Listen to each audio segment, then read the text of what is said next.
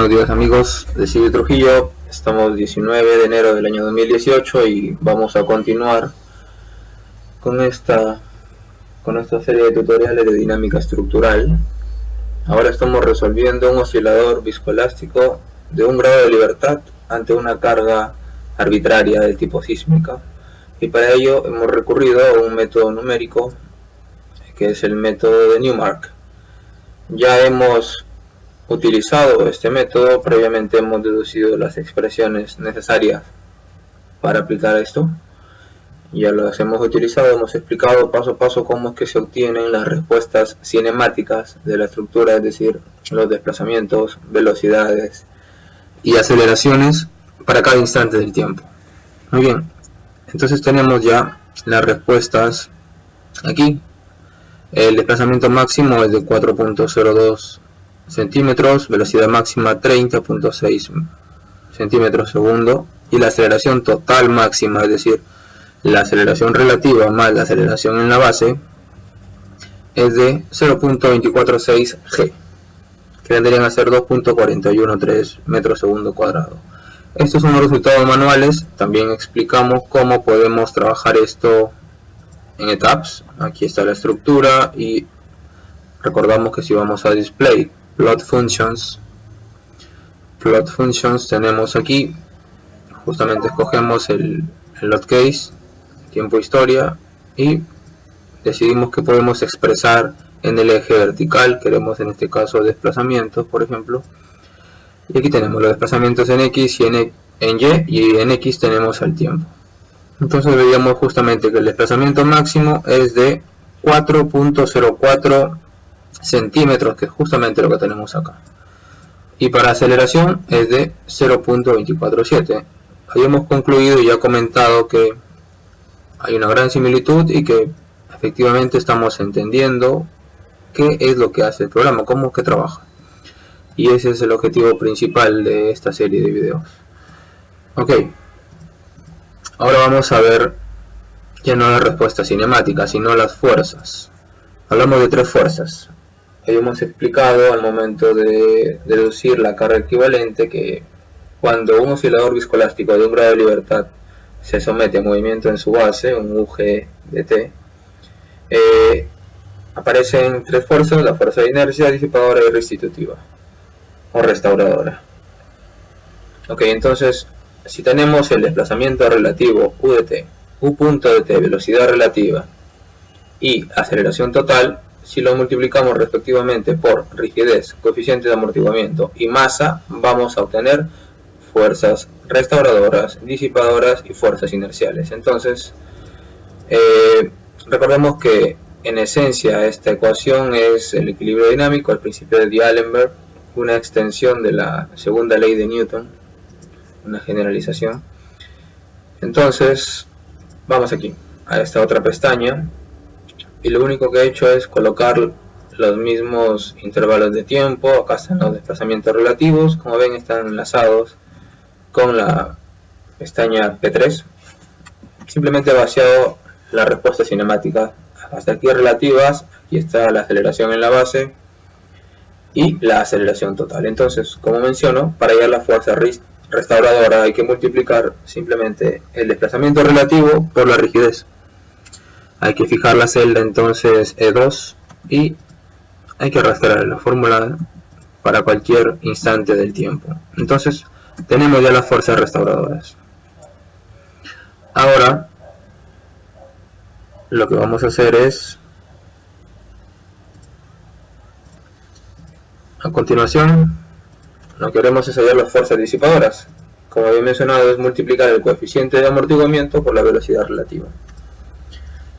Perfecto. Fijamos la celda entonces E7, E6 y arrastramos la fórmula. Fuerza de inercia de la misma manera, aceleración total por masa. Hay que fijar la celda E4 y repetir la fórmula. Aclarar siempre que fuerza restauradora y disipadora son con respuestas relativas. Usamos velocidad relativa y desplazamiento relativa. En cambio, fuerza de inercia es con aceleración total, ya no relativa. Entonces utilizamos aceleración total. vemos que esta aceleración total es la suma simplemente de la aceleración relativa más aceleración en la base. Perfecto. Ahora lo que hacemos es demostrar, básicamente, aquí voy a demostrar el equilibrio dinámico, es decir, nosotros hemos planteado lo siguiente, que la fuerza de inercia más disipadora más restauradora están en perfecto equilibrio, es decir, que su suma debe dar 0. Entonces hacemos esto, sumamos aquí fuerza restauradora, disipadora e inercial para cada instante del tiempo. Arrastramos la fórmula hasta abajo, ya lo he hecho, y simplemente observamos perfectamente, genialmente observamos ceros, completamente ceros. Es francamente increíble la precisión que hay, el hecho de que el equilibrio dinámico se esté demostrando aquí perfectamente. Entonces, por eso es que he creado esta columna L para demostrar el equilibrio dinámico en cualquier instante del tiempo. Vemos hasta abajo, cualquier instante, 0, 0, 0, todo tiene 0 simplemente. Incluso el máximo valor y mínimo es 0. Ahora, vamos a un instante del tiempo conveniente, quizá 15 segundos, donde ya las fuerzas son un poco mayores. Por acá, digamos, sí. 15 segundos acá, concentrémonos acá. Vemos que la fuerza restauradora es 38, la fuerza disipadora es prácticamente 0 y la fuerza de inercia es también 38. En general, si ustedes analizan para cualquier instante del tiempo, se van a dar cuenta, por ejemplo acá, en esta fila 781, la fuerza restauradora es 30, la disipadora es 1, la inercial es prácticamente también 30. En otro instante cualquiera del tiempo, digamos acá, es la fuerza restauradora 35, la inercial también y la disipadora 0. En general ustedes se van a dar cuenta de que las fuerzas disipadoras en estructuras civiles donde el coeficiente de amortiguamiento es bajo, en este caso es un 2%, es bastante bajo. Usualmente las estructuras tienen 5%. Así le pongamos 5%, aún así las respuestas de fuerza disipadora van a ser considerablemente menores a las otras fuerzas restauradoras e inerciales. Esto lo podemos ver más claro en esta columna acá, donde yo simplemente he sumado la fuerza restauradora más la fuerza inercial. Dense cuenta además que la fuerza restauradora e inercial tienen signos contrarios, siempre en cada instante del tiempo tienen signos contrarios. La fuerza disipadora entonces es tan pequeña que prácticamente si sumamos la restauradora más la inercial vamos a obtener un número cercano a 0, como se puede apreciar. Son números pequeños en comparación con las fuerzas restauradoras y las inerciales. Vamos a ver ahora si los valores máximos, por ejemplo. Fuerza restauradora máxima positiva 50, negativa 60, menos 60. Para que haya equilibrio, si vemos la máxima de la suma de fuerza restitutiva con inercial, vemos que es un valor prácticamente insignificante que se puede despreciar en comparación con las fuerzas inerciales y restauradoras. Es lo que estamos diciendo. En conclusión, vamos a mostrar lo siguiente. Entonces, se ha resuelto un oscilador viscoelástico de un grado de libertad ante movimiento en la base mediante el método Newmark-Beta. Se explicó por qué se denomina beta. Se hallaron respuestas cinemáticas, desplazamiento, velocidades y aceleraciones. A partir de estas y con las propiedades de rigidez, amortiguamiento y masa, se hallaron fuerzas restauradoras, disipadoras e inerciales. Las conclusiones son: las fuerzas disipadoras son muy pequeñas en comparación con las restauradoras e inerciales, por ello se pueden despreciar sin afectar los resultados. Cuando decimos resultados nos referimos a las fuerzas internas que se obtendrán en los elementos estructurales luego de hacer el análisis estático, es decir, para hacer luego el diseño. Estas fuerzas disipadoras representan menos del 5% de las otras fuerzas. Acá, por ejemplo, vemos que el valor máximo representa respecto a la fuerza restauradora 4.7% y la inercial menos de 4%. En general son fuerzas pequeñas y se pueden despreciar. Existe el llamado equilibrio dinámico, principio de D'Alembert, ya que exactamente la suma de estas tres fuerzas es igual a 0, como hemos corroborado perfectamente en la columna L. Cuando la fuerza disipadora tiende a 0, como también se puede apreciar aquí en la columna I, nosotros podemos afirmar que prácticamente la fuerza restauradora debe ser igual a menos la fuerza inercial. Y eso lo estamos comprobando justamente al sumar estas dos fuerzas. Deben salir un valor cercano a 0 y vemos que sí, justamente son valores muy pequeños. Estamos concluyendo que esto es verdad. Esta conclusión se corrobora entonces en la hoja que estamos analizando, ¿no? De la conclusión 2 se desprende una conclusión aún más interesante, ya que fuerza restauradora es igual a menos fuerza inercial, y eso sería igual a masa por menos aceleración total. El signo de la aceleración no es de interés, de hecho, así que no importa que sea negativo o positivo. Esta ecuación, si se dan cuenta, justamente lo que estoy señalando acá, en esencia es la segunda ley de Newton. Entonces, por eso es que estamos demostrando, estamos entendiendo por qué es que el principio de D'Alembert es una extensión de esta ley al mundo de los estructuralistas. Entonces, vemos cómo la ecuación de D'Alembert, el principio de D'Alembert, ecuación de equilibrio dinámico, se desprende de la segunda ley de Newton. Es una generalización. Pero más allá de esta aclaración de conceptos, la conclusión realmente importante es la siguiente. La única fuerza que ataca a la estructura ante un sismo, es decir, tenemos la estructura, el oscilador, aquí tenemos el oscilador de un grado de libertad. Aplicamos un sismo acá en la base, un terremoto, y realmente la única fuerza que va a representar todo el efecto del sismo va a ser la única fuerza que ataca la estructura ante un sismo y con la cual se debe hacer el análisis estático para hallar las fuerzas internas en los elementos, es la fuerza restauradora. La única fuerza es esta. La fuerza inercial en esencia es el producto de la masa por la aceleración. La única fuerza entonces que ataca la estructura es la fuerza restauradora Fr. Por ello es que se crean las fuerzas estáticas equivalentes simplemente multiplicando al desplazamiento máximo por la rigidez de la estructura, que exactamente es la fuerza restauradora. Entonces, por eso creamos estas fuerzas estáticas equivalentes para representar todo el efecto del sismo sobre la estructura. Ya entendimos esto entonces. Incluso puedo hallar yo la aceleración total en una estructura si es que divido la fuerza restauradora entre la masa.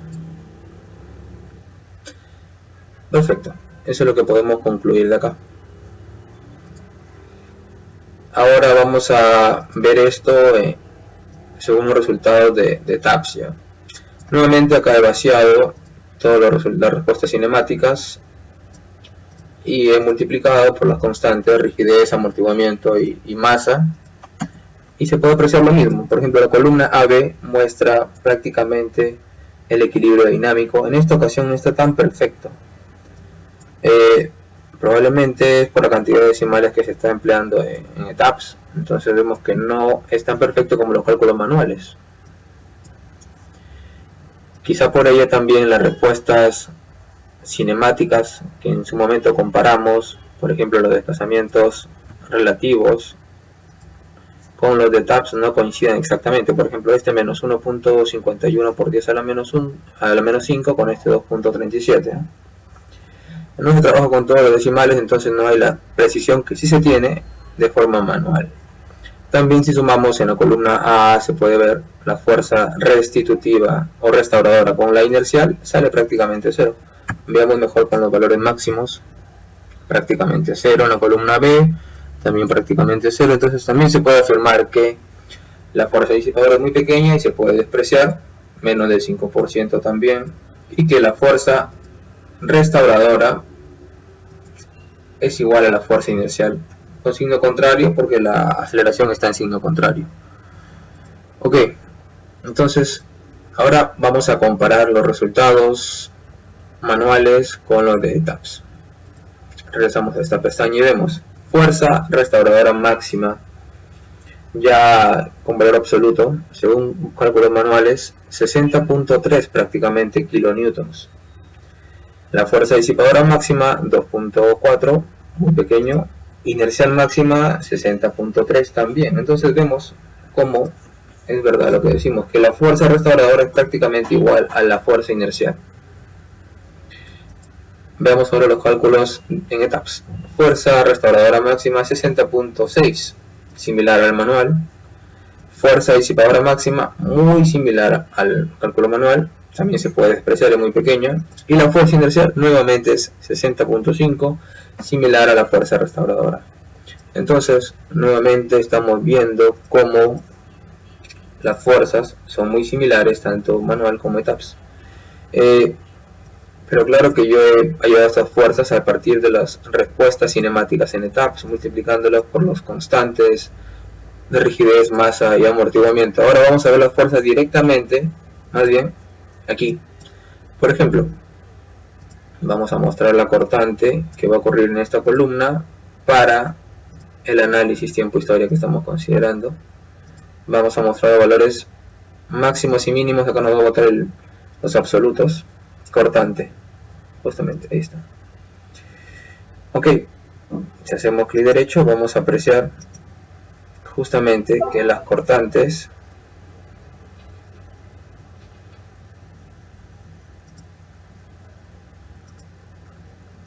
entonces, como decía, si ponemos el load case tiempo historia y por ejemplo vamos a mostrar el valor máximo positivo cortante, tenemos un valor de 50.71, que si vemos acá en etapas 50.8, lo mismo. Si vemos el valor mínimo,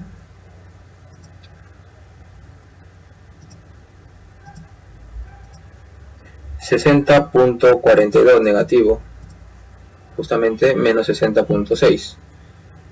Si no son idénticos por nuevamente los decimales que estamos tomando, pero en sí son los mismos. Ahora incluso estamos demostrando también lo que hemos dicho aquí. La única fuerza que ataca la estructura ante un sismo y con la que se hace el análisis es la fuerza restauradora. Aquí, cuando yo muestro la cortante que actúa en la columna y con la cual se va a diseñar, se va a hallar el acero longitudinal y los estribos, todo esto, la única fuerza que está apareciendo es esta, 60.42, que es justamente la fuerza restauradora y que también es obviamente igual a la fuerza inercial. ¿Por qué? Porque son la misma, porque son prácticamente lo mismo, porque la fuerza disipadora es muy cercana a cero. Entonces se ha comprobado como la única fuerza que ataca a una estructura ante un sismo es la fuerza restauradora. Por ello es que se hallan las fuerzas estáticas equivalentes simplemente multiplicando el desplazamiento máximo por la rigidez y colocamos esas fuerzas para luego hacer el análisis ya de la estructura, análisis estático. Esto se va a entender mejor cuando hagamos un pórtico ya, es decir, estructuras de varios grados de libertad, y vamos a volver a anotar esto, estas mismas conclusiones vamos a llegar allí. Con una estructura de un solo grado de libertad se entiende mejor, es más fácil comprender estos conceptos. Perfecto. Entonces, vamos llegando ya al final del video. Hemos visto cómo prácticamente de manera manual, como con etapas, se obtienen los mismos resultados cinemáticos y las mismas fuerzas. Se ha demostrado también además que la fuerza disipadora es muy pequeña y se puede despreciar, haciendo que según la ecuación de equilibrio dinámico que hemos planteado, prácticamente la fuerza inercial sea igual a la fuerza restauradora. Y esto también se está apreciando aquí, en las celdas que estoy seleccionando, tanto manual como en etapas. Perfecto. Ok, ahora, más allá de simplemente hacer los análisis, tenemos que entender que los resultados que estamos hallando, hay que darle un uso, se hallan para algo, realmente sirven. Y los usos son los siguientes. Por ejemplo, la fuerza máxima cortante que actuaría en la columna debido al sismo, ya hemos visto que sería, según los cálculos manuales, 60.28 o 60.33, inercial es lo mismo. Con esta fuerza, ¿qué vamos a hacer? Vamos a hacer el diseño de este elemento, vamos a determinar su acero longitudinal y también los estribos que llevaría, Claro que falta añadirle también la fuerza axial, ¿no? Faltaría el análisis por carga de gravedad. Este es un análisis sísmico solamente. Pero ya sabemos entonces para qué sirven estas fuerzas.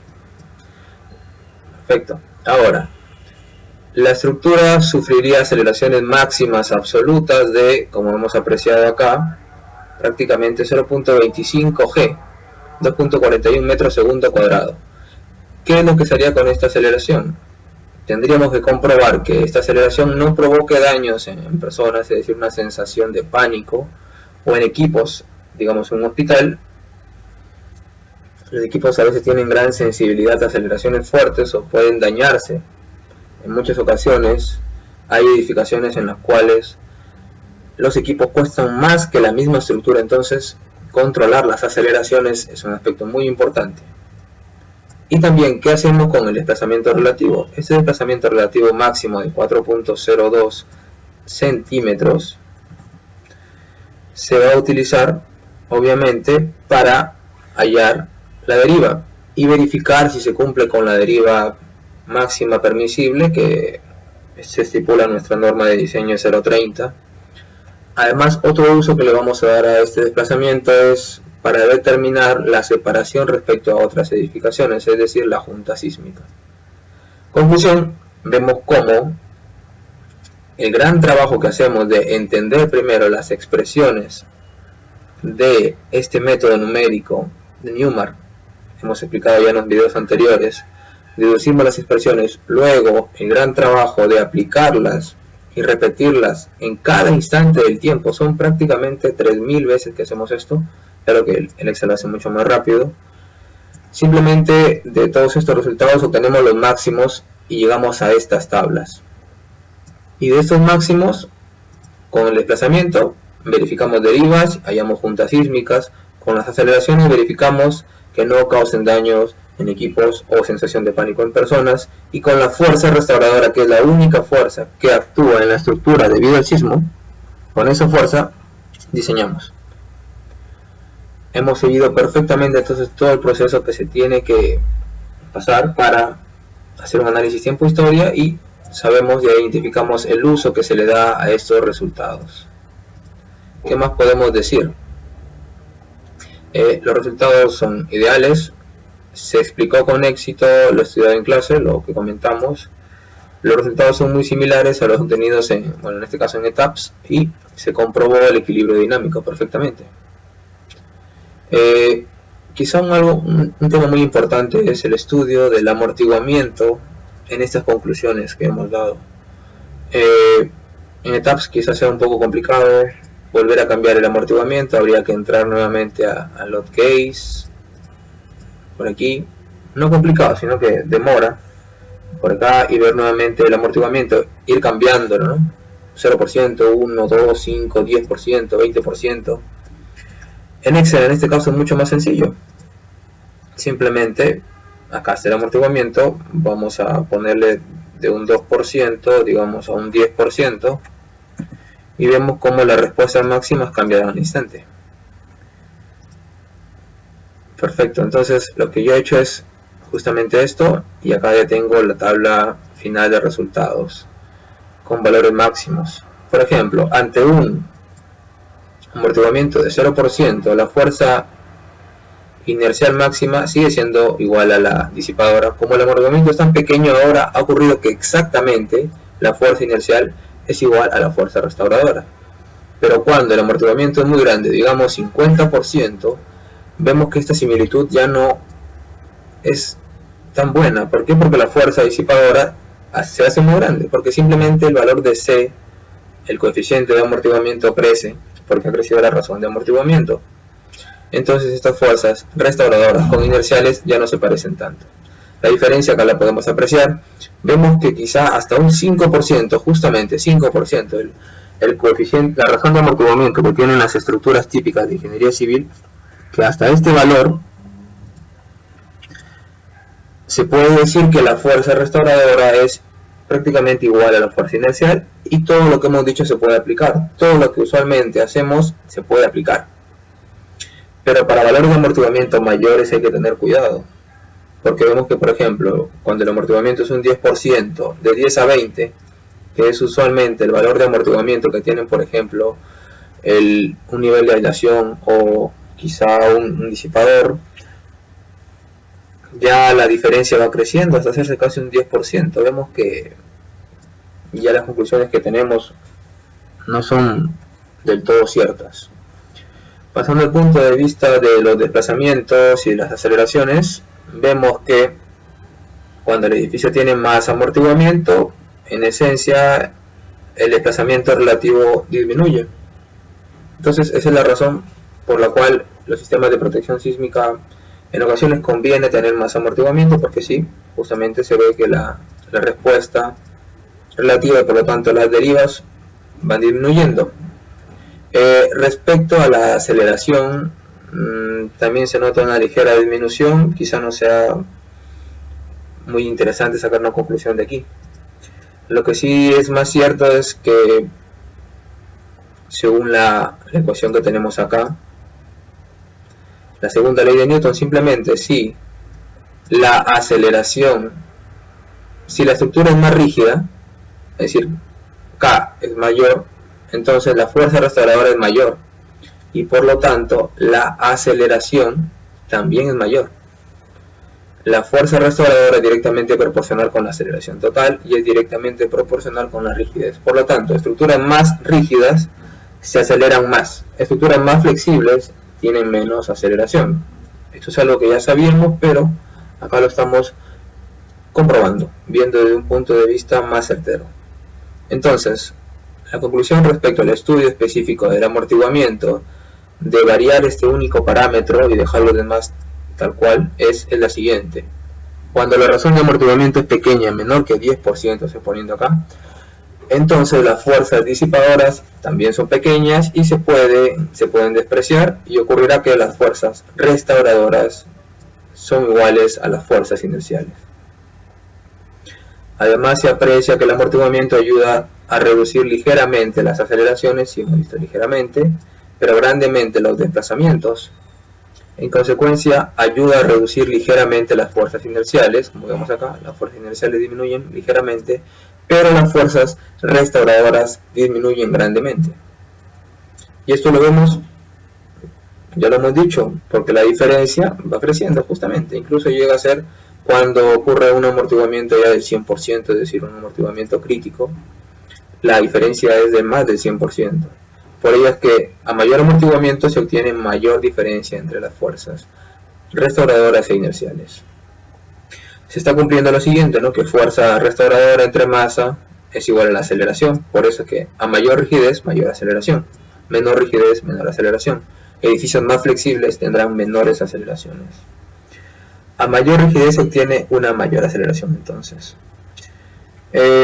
Finalmente queda claro que ocurre lo mismo, se obtienen los mismos resultados en Excel que en ETABS, ¿no? Acá nuevamente están los resultados finales. Ya hemos dicho que a nivel de desplazamiento se obtiene casi lo mismo, a nivel de aceleración también, y también con fuerzas restauradoras. Entonces se obtienen prácticamente los mismos resultados manuales que con ETABS. Ok, hasta aquí, como comentario final, se ha demostrado cómo usando cálculos manuales o con ETABS los resultados son los mismos. Esto sugiere que estamos entendiendo lo enseñado y que podemos ver detrás de cualquier software de análisis que usemos. Y de esta manera le daremos el uso al programa que siempre debió tener. Es decir, solo es una herramienta para optimizar tiempo, más no para reemplazar o omitir nuestro entendimiento o criterio como ingenieros.